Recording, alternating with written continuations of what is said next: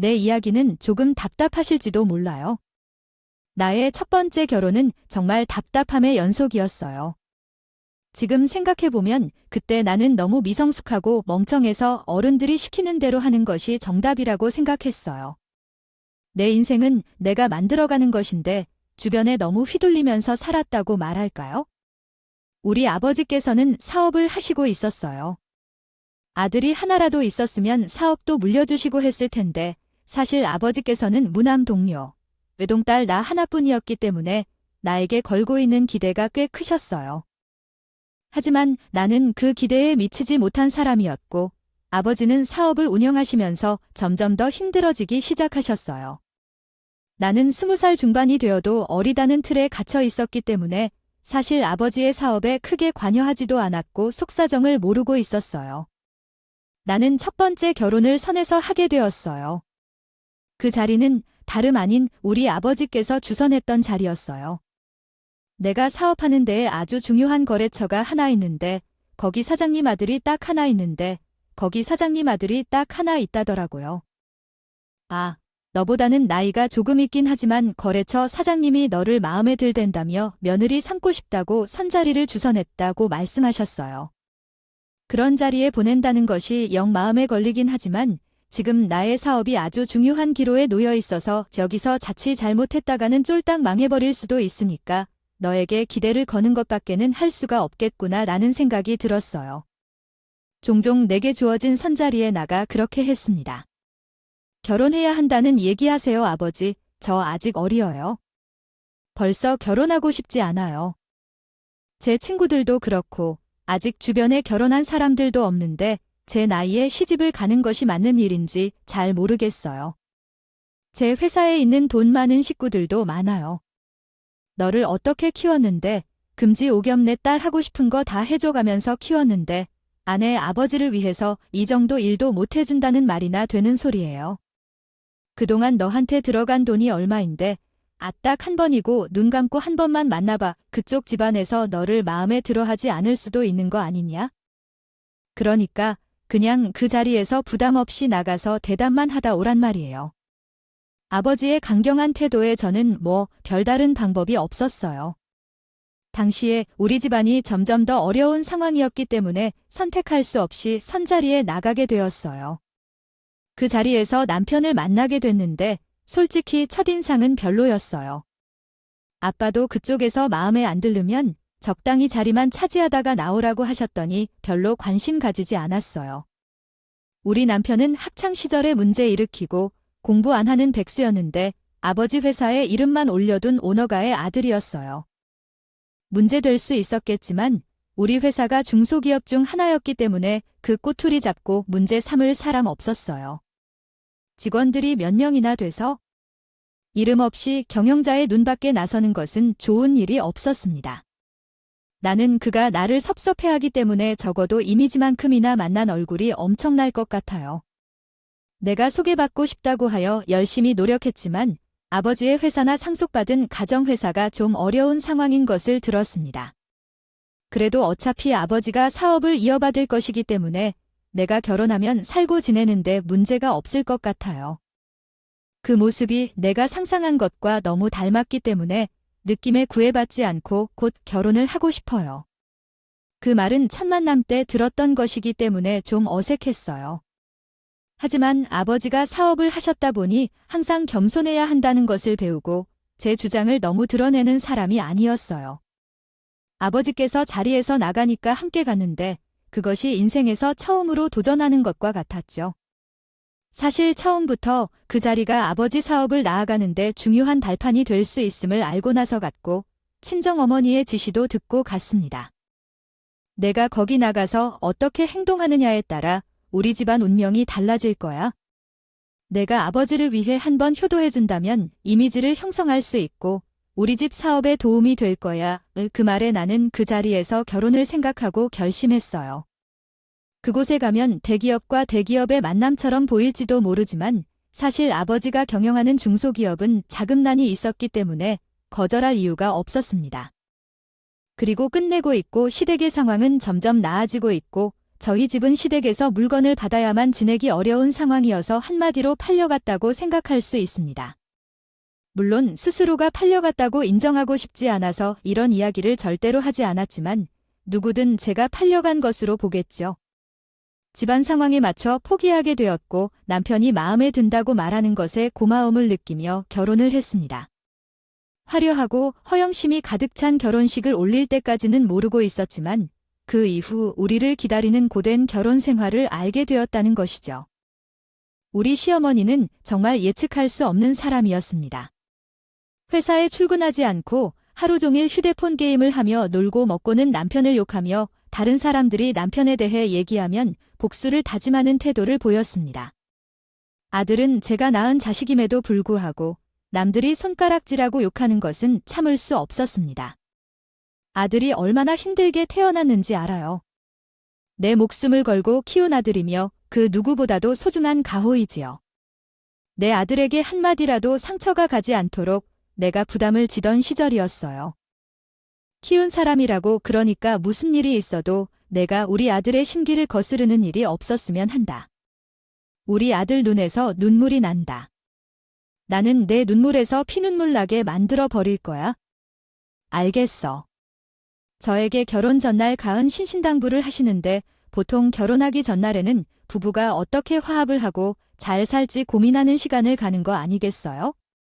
저에게 무슨 10개명이라도 외우라는 듯이 본인 아들의 심기를 거스르지 않는 방법에 대해서 설명을 하는데 결혼식 전날 이런 이야기를 왜 듣고 있어야 하나 싶은 생각이 들었죠.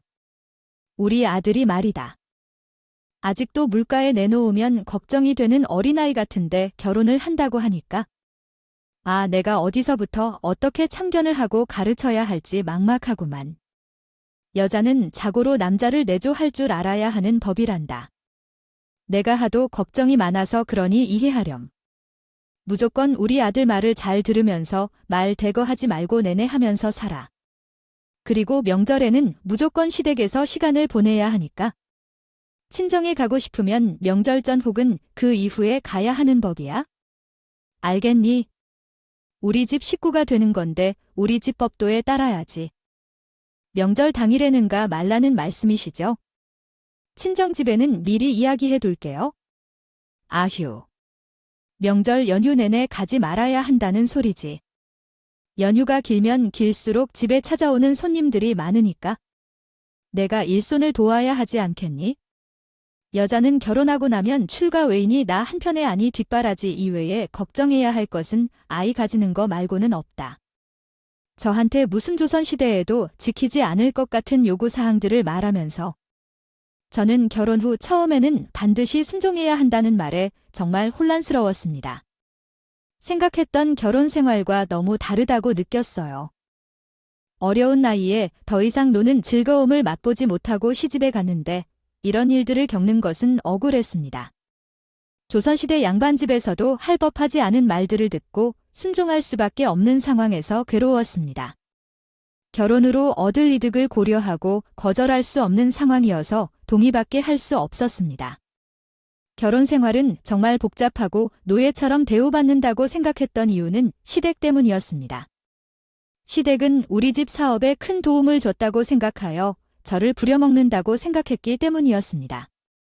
명절에는 친척들이 한자리에 갔을 때 제게만 일을 시키고 무시하는 말을 건네며 무례하게 다가왔습니다.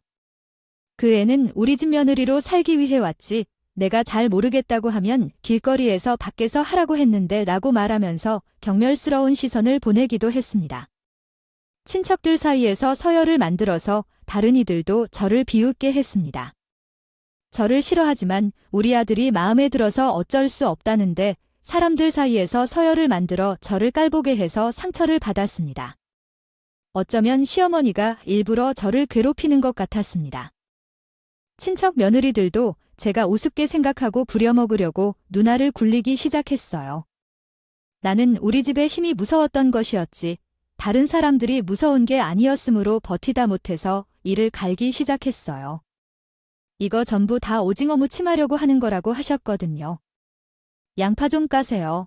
채 썰려면 시간 좀 걸릴 텐데 제가 당당하게 양파 손수리를 내밀면서 말했어요. 다들 당황하더라고요. 평소에 시어머니가 시키는 일을 군소리 없이 했었기 때문에 당연히 제가 입을 다물고 할 줄 알았는데 같이 하자는 식으로 말을 하니까 거절하기도 애매한 처지였고 어쩌겠어요. 그냥 저랑 같이 양파를 까기 시작했어요. 의외로 같이 손발을 맞춰서 일을 하니까 일거리들이 금방 끝날 것처럼 보이더라고요.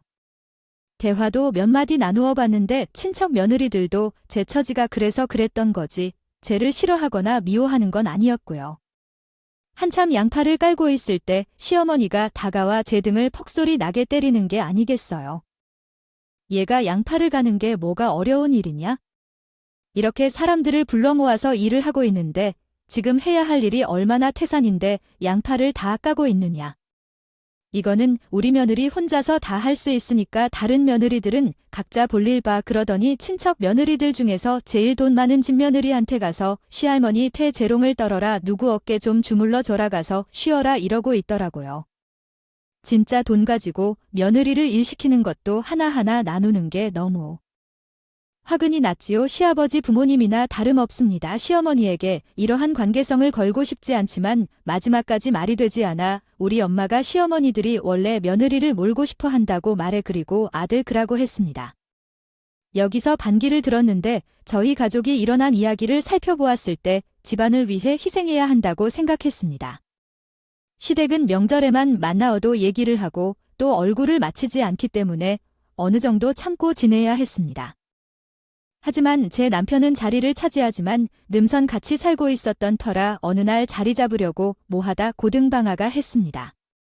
몇 번을 억측하면 공부를 시작해서 벌어온 옮겼어요. 요즘은 날마다 벌어올 돈이랑 비교해도 못 되겠죠. 철을 곁들인 대로 추십니다. 저는 생활비를 받지 않고 모든 돈을 모아 투자를 시작하게 됐어요. 시아버지가 사준 집을 담보로 대출을 받았는데 주식에 대한 지식이 없어서 돈을 잃을 것이라고 생각했어요.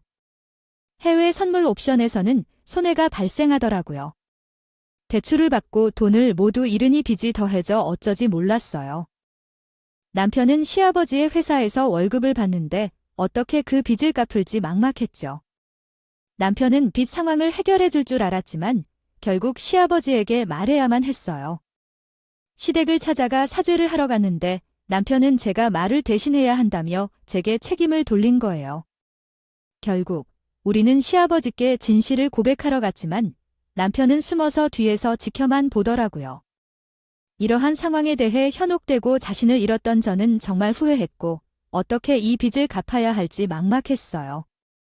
내 친구 나를 모르는 척하며 강남에 가자고 해서 가보라고 해서 가더니 더욱이 어줍잖게 망하게 될 것 같아 아무 말도 없이 있었던 곳에서 물리지 않을까 싶어 고가키에서 뭐라도 할까 싶었다. 주식 지식이 전혀 없는 녀석이 이런 짓을 왜 하는지 정신 못 차리냐? 넌 그 돈을 벗습니까?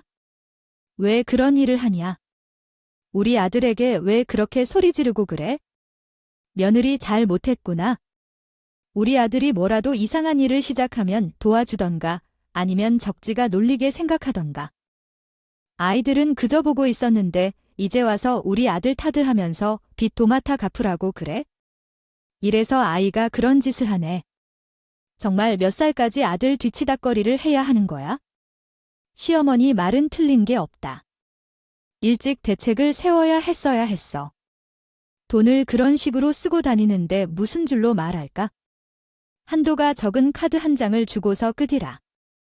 그 돈을 어떻게 사용하는지 알 방법도 없고 돈 안 쓰라고 말했다고 안 쓰는 사람도 아니고 진짜 답답하다. 하지만 난 입막음만 할 수밖에 없었어. 우리 가족의 것들이 연관돼 있고 시댁의 반응을 듣기 싫다고 생각되고 있어. 그 놈의 아들놈이 뒤졌다. 이제는 뭐 해결한다 결혼도 했으니까. 너희들이 알아서 풀어야지. 어떻든. 어이구, 못 해먹는다. 아이고, 아이들은 부모님에게 효도할 생각 없이 돈만 달라고 요구하네요. 결국 우리는 빚을 갚기 위해 혼자서 모든 것을 해내야 했어요. 제가 친정아버지께 돈을 빌려왔지만 부족했고 남편은 제가 가진 돈을 보고 고맙다는 대신 비아냥거렸어요. 시댁에서 받은 돈이 모자란 것 같아 어떻게 쓸지 막막했어요. 제 친구들은 부자냐고 하면서 왜 나만 이런지 우울했죠. 우리 아버지의 회사 상황이 좋지 않다는 걸 알 수 있었어요. 결국 빚을 갚기 어려워 남편은 울면서 아파트를 파야 했고 결국은 부모님 집에 살게 됐어요. 합가를 하게 되었을 때 알게 된 사실, 그게 바로 임신이었어요. 임신한 것은 사실이었습니다. 솔직히 말씀드리면 한실은 마음이 편했습니다. 시어머니가 항상 아이를 빨리 낳아야 한다고 하고 가문을 이어가야 한다고 잔소리를 하는 경우도 있었는데요. 솔직히 말씀드리면 길거리에서 임신부를 보고 있다면 도와주고 싶은 인간의 마음인 것 같아요. 그래서 부모님도 당연히 저에게 잔소리를 줄이고 업무를 줄여주시고 임신 중인 저를 배려해 주실 것이라 생각했기 때문에 합가 생활이 조금 더 편안할 것으로 상상을 하였지만 상상은 그저 상상에 머무르고 있었습니다. 우리 시어머니는 임신 중인 저를 괴롭혔어요. 임신은 참 건강한 일이지만 아이를 낳는 건 대단한 일이 아니지. 다른 사람들도 다 하는 일이니까 너만 나서서 특별하게 생각하지 마라고 말씀하셨어요. 내가 임신했다 해도 가정의 행사는 모두 참석했고 업무는 거의 손대타지 않았다고 하네요. 그래서 너도 입덧을 하지 말고 일을 다 하라고 하는데 손발은 내가 하는 거고 음식 냄새는 제가 맡지 못하고 힘들다고 할 때도 있었는데 의도적으로 기름 냄새 가득한 요리를 맡게 하라고 시켰습니다. 기름 냄새 때문에 몇 번이나 속이 쓰려진 적이 있고 명절에 며느리들이 다 같이 모이는 자리에서 저가 많이 힘들어서 제 친척 중 누군가가 시어머니에게 이야기를 하면서 말이죠. 아니 임신한 며느리한테 무슨 신부를 이래가지고 굴 필요가 있어 베이파이러스. 임신한 며느리가 억지로 힘들게 일하라는 시어머니의 억지 요구에 대한 이야기입니다. 시어머니는 며느리에게 좀 쉬게라고 말했지만 시어머니는 힘들게 일하라는 말에 굴복합니다. 남편도 이해해주지 못하고 억지로 나가 일하라는 말투를 취하고 시어머니도 친처럼 행동하지 않습니다. 이러한 상황에서 유일하게 지지해주는 남편조차도 이해해주지 않는 모습을 느끼며 서럽다고 느낍니다. 이런 억지로 힘들게 해야 하는 상황에서도 자신이 할 수 있는 만큼 최선을 다해 일을 했지만 염려와 구박으로 가득 찬 무시하는 말을 많이 들어야 했습니다. 결국 자신의 처지를 이해하지 못한 주변 사람들을 덮치며 스스로 나서게 되었습니다. 일도 좀 찾아서 하고 그러면 안 되니 가난하게 키우는 게 왜 어차피 없고 있으면 하루 종일 잠만 잘 자는 아기인데 밥만 잘 주고 하면 됐지. 내가 육아한다고 뭐가 힘들다고 순에 빠진 내 키우면서 집안일에 손을 놓고 있냐 이 말이야. 아내 어머님 제가 알아서 찾아서 할게요. 밤새 아이가 보채고 울어서 잠을 제대로 못 자서 낮잠을 조금 잤어요. 오늘 내로 집안일 끝내 놓을게요. 너 지금 내 앞에서 한숨 쉰 거야. 돈 한 푼 없어서 집까지 팔아치우고 우리 집변 처사는 주제 한숨을 쉬어 대들보가 무너지겠다네. 한숨에 내가 기분이 나빠서 우리 남편 보고 사돈 댁이랑 거래라도 끊으라고 시켜야지. 아주 그냥 오냐 출가 외인 주제에 친정집 살펴줬더니만 이런 식으로 한숨을 쉬고 그래 남들 다 쉬는 한숨조차 크게 쉬지 못하는 상황까지 전부 다 버티면서 살았는데 더 이상 버티지 못할 일을 겪고 말았어요. 아 글쎄 제 남편이 회사 격리와 바람이 나게 된 사실을 알아버렸거든요. 남편의 휴대폰에서 경리와 나는 통화 목록에 서로 사랑한다고 말을 하는 메시지까지 확인을 했죠. 더 황당한 건 격리를 저장해둔 이름이 트였다는 것이었어요. 제 이름도 석자 그대로 저장을 해오면서 사람 피우는 상간녀의 이름을 당당하게 하트로 해놨다는 게 믿어지시나요? 전 정말 남편이 사람 새끼가 맞나 하는 생각까지 들었죠. 나 당신이 지금 회사 격리랑 바람 피우고 있다. 사실 알고 있어. 그리고 이 사실을 시부모님도 알고 계시면서 눈 감아 주고 계신 거야. 당신 이럴 거면 나랑 결혼을 왜 했는데 내가 마음에 든다며 나는 당신. 결국 자신의 처지를 이해하지 못한 주변 사람들을 덮치며 스스로 나서게 되었습니다. 나는 당신을 원치 않았으면 좋겠다는 마음을 품었고 거절할 수 있는 입장이 아니었기 때문에요. 하지만 어떻게 내 삶을 이렇게 허망하게 만들고 당신은 다른 여자와 바람 피울 수 있는지.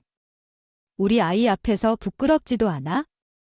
다른 사람의 휴대폰을 왜 들여다보고 있어? 내가 타인의 인생에 어떻게 개입했는지 모르겠어요. 내가 삶을 망쳤나요?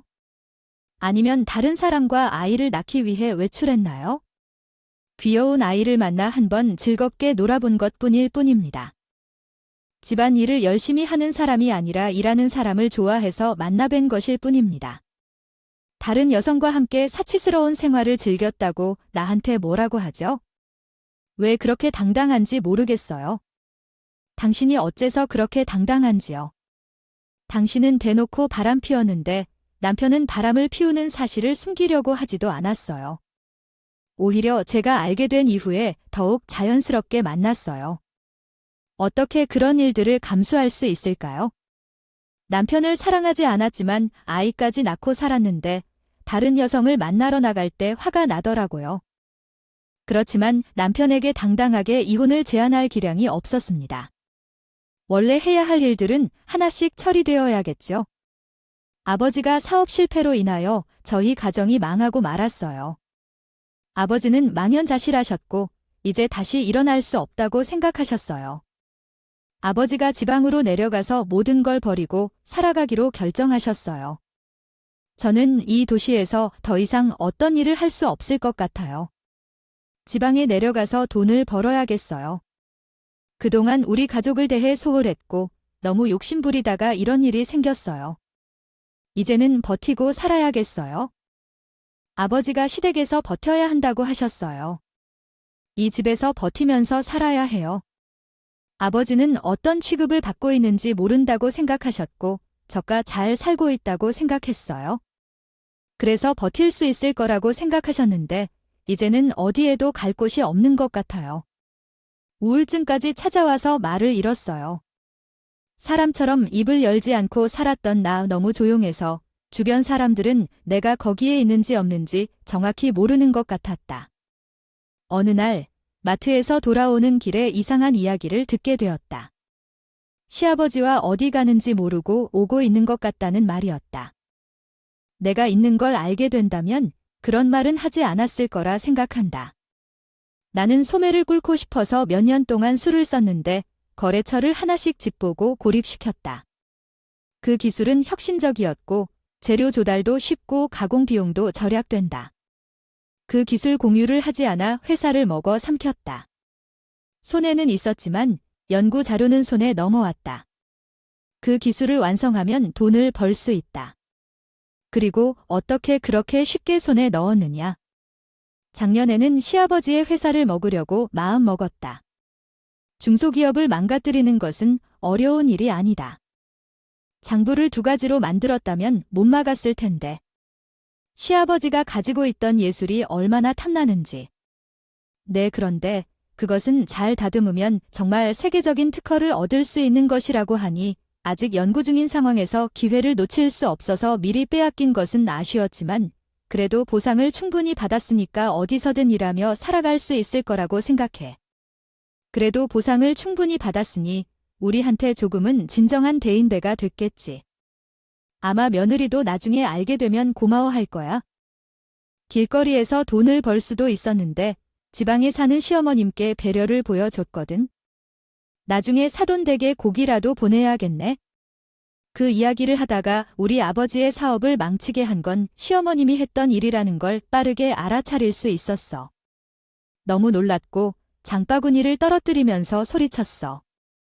그 소리에 놀라서 현관 쪽에서 달려나온 시어머님은 나를 보고 얼굴이 읽혀져 있었어. 무슨 일인지 알 수 있는 표정이었어. 그래서 한 수를 꺼내서 우리 아버지의 사업을 망쳤다고 털어놨어. 어떻게 가족끼리 그런 충격적인 일을 할 수 있지? 몇 년 동안 부대끼며 살고 왔는데 어떻게 이렇게 뒤통수를 칠 수 있어? 어머나 어머나, 어디서 이런 얘기가 나와? 며느리가 큰 소리 치면서 하늘 같은 어른들한테 이야기를 했어. 애들아, 귀가 멀었나? 작게 말해도 들리잖아.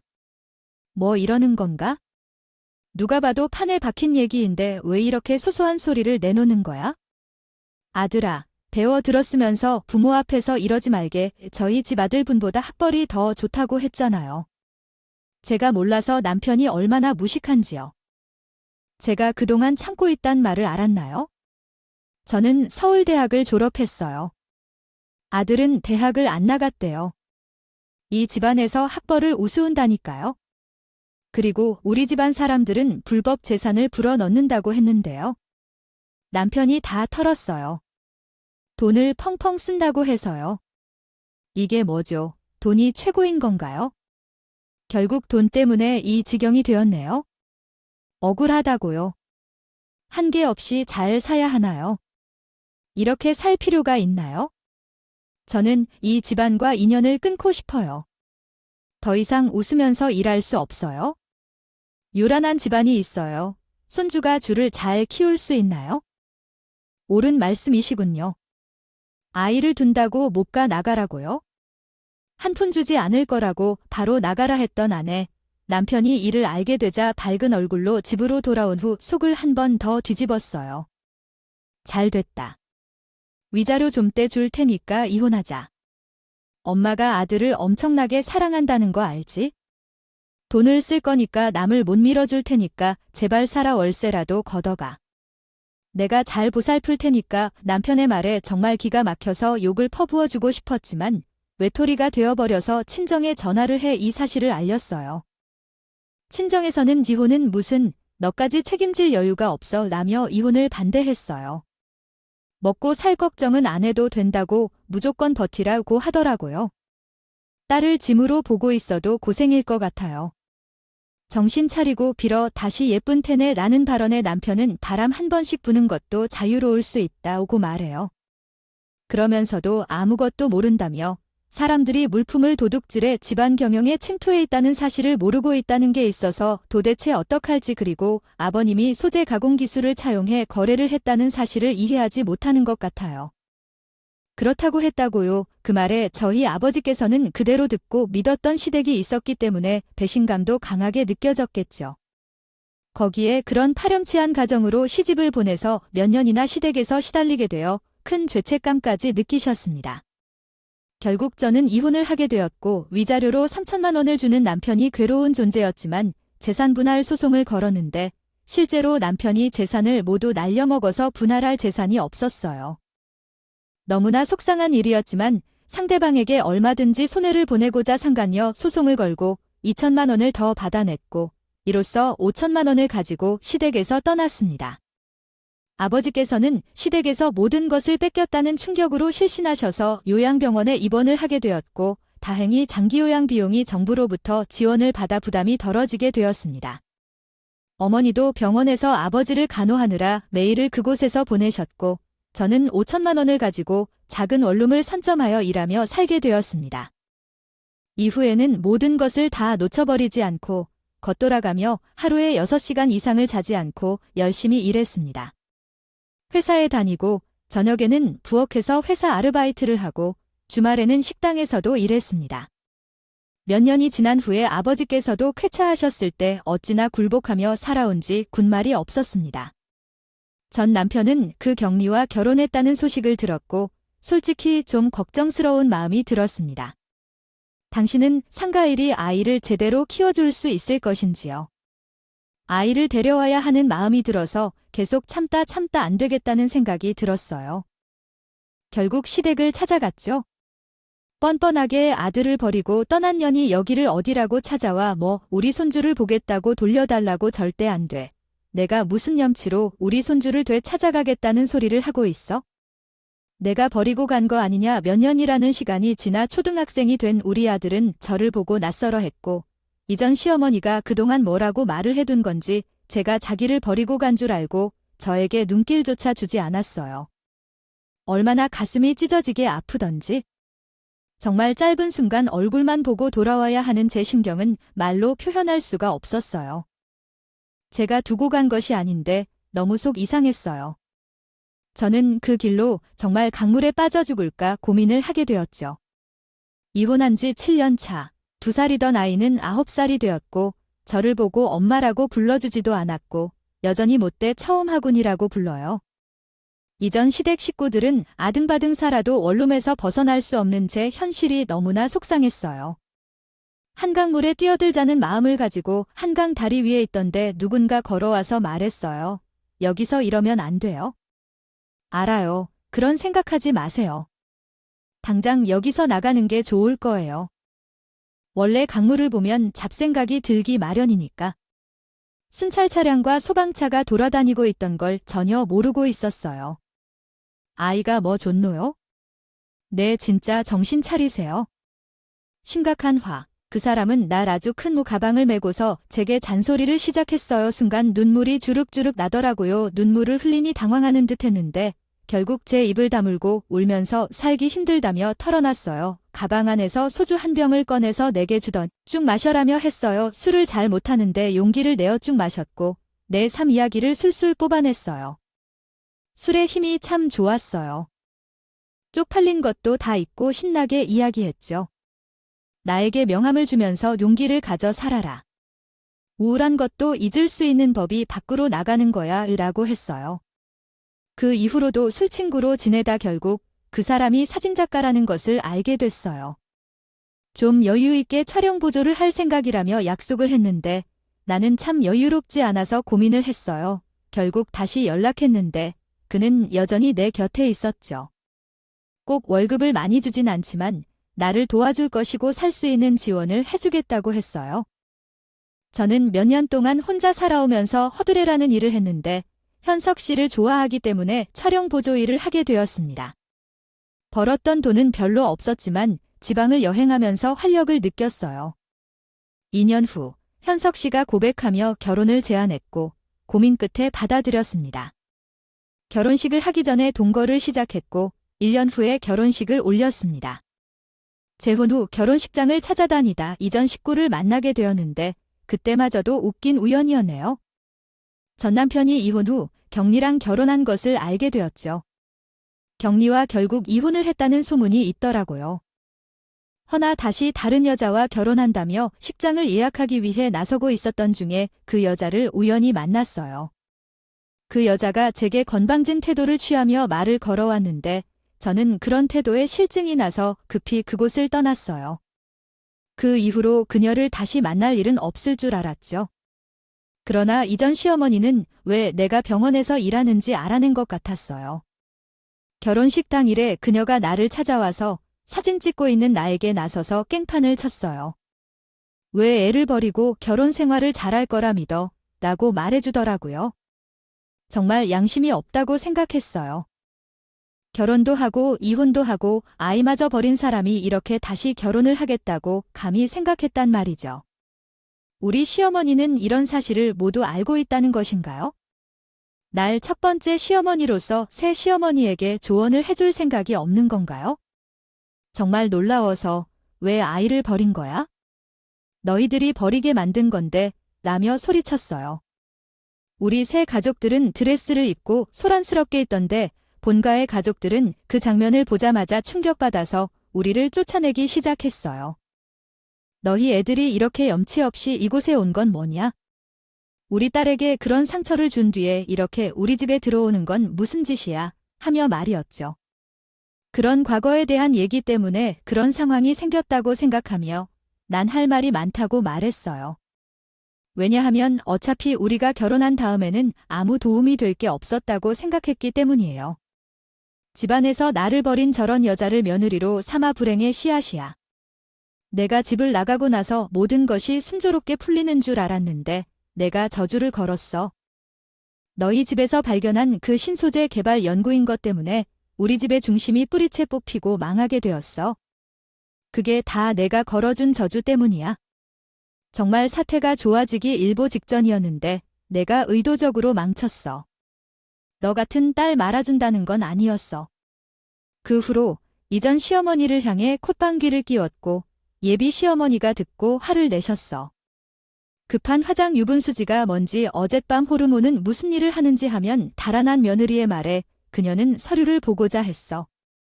그 서류는 바로 우리 아빠가 개발 중인 신기술에 대한 특허였어. 연구 중인 것에서 무심코 탐내버리며 우리 아빠의 일거리까지 확인하려 하니까 이전 시어머니는 아주 당황했어. 그 서류를 눈에 넣어보니 그것이 실제로 우리 아빠의 특허였다는 것을 알게 되었어. 이것이야말로 최대의 난관이었어. 뒤에서 몰래 물건을 빼돌리고 횡령까지 덮어 씌워서 쫄딱 망하게 한 건 맞아요. 욕심을 너무 부린 탓에 완성된 기술이 아닌 연구 중인 단계에서 들고 갔으니까 결과물은 본인들이 만들어야 하는데 돈 욕심에 아무것도 모르고 이거저거 돈만 쏟아붓고 집안 기둥까지 뽑아버린 거죠. 실적은 하나도 내지 못했고요. 우리 집 뒤통수를 쳤는데 친정 아버지한테 도움을 요청할 수도 없고. 이전 시아버지는 신소재에 꽂혀서 해결만 되면 돈을 벌 수 있다고 회사 돈 다 털어붓고. 그러다가 집안에 돈이 다 떨어지니 전 남편이랑 재혼했다. 그 경리가 그나마 있던 재산 나눠달라고 소송 걸어서 이혼하고 튀고. 전 남편은 그나마 돈이 있는 사채업자 집안에 장가에 가겠다고 결혼 준비하고 있었던 겁니다.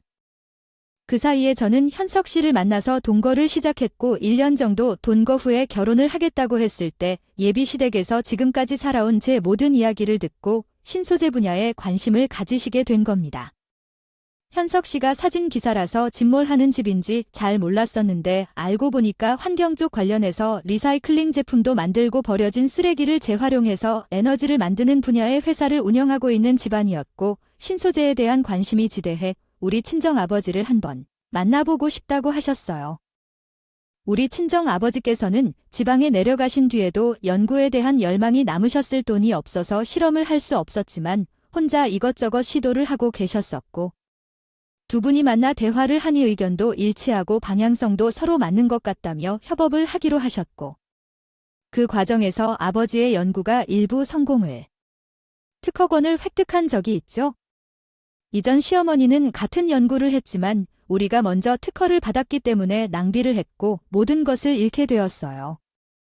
남겨진 특허를 발행하지 못해서 상황이 어려웠죠. 이에 이전 시어머니는 실망하고 절망했어요. 한 장의 종이를 찾으려 돈을 쏟았지만 모든 것이 망가졌다고요. 그녀는 절망하며 울부짖었고 사업이 망했다고 느꼈어요. 그때 예비 시어머니가 나타나서 이전 시어머니를 밖으로 끌고 나갔어요. 우리 며느리를 아끼라고 누구보다 복덩어리가 생긴 사람으로 아무도 몰랐다고 해요. 이에 이전 시어머니는 다시는 나타나지 말 것을 말했어요. 서로에게 눈물을 흘리며 100년의 분을 풀었고 사랑받아 눈물을 흘렸어요. 결혼식이 잘 마쳐지고 신혼여행도 다녀왔어요. 그리고 궁금한 마음에 이전 시댁 이야기를 들어봤는데 지금은 어떨까요?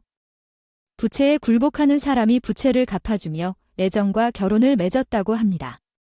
이 과정에서 새 신부가 자신의 아들을 절대로 기를 수 없다고 했고 이에 이전 시어머니가 아이를 돌봐주고 있다고 합니다.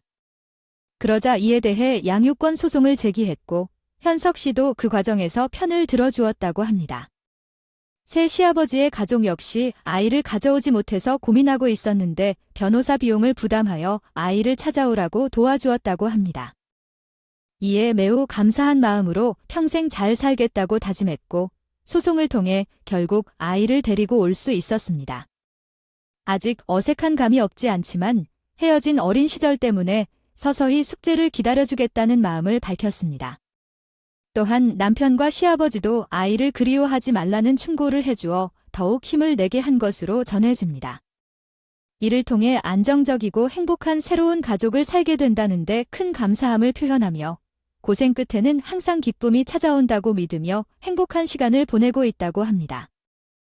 마지막으로 다른 사람들에게 위안과 용기가 되길 바라며 감사의 마음을 전하고 싶다고 합니다.